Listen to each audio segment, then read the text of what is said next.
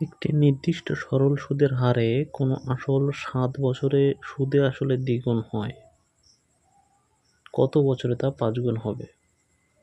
কোনো আসল ৭ বছরে সুদে আসলে দ্বিগুণ হয়।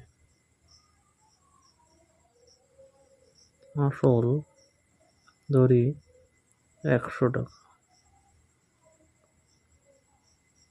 ৭ বছরে সুদে আসলে দ্বিগুণ হয়, অ্যামাউন্ট হয়েছে ৭ বছরের পরে দ্বিগুণ মানে ২০০ টাকা। অতএব সুদ ১০০ টাকা। আমরা জানি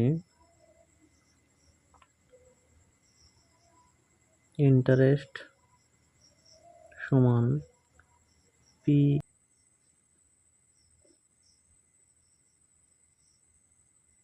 সুদ সমান সমান ১০০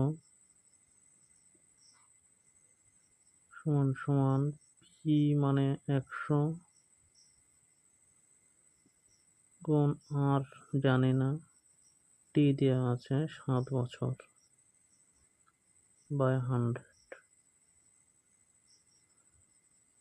এখান থেকে আর সমান সমান পাবো ১০০ ১০০ কাটা ১০০ বাই ৭। এবার বলেছে কত বছরে তা ৫ গুণ হবে। ৫ গুণ মানে আসল হয়ে যাবে ৫০০, তার সুদ হয়ে যাবে ৫০০ বিয়োগ ১০০ সমান সমান ৪০০।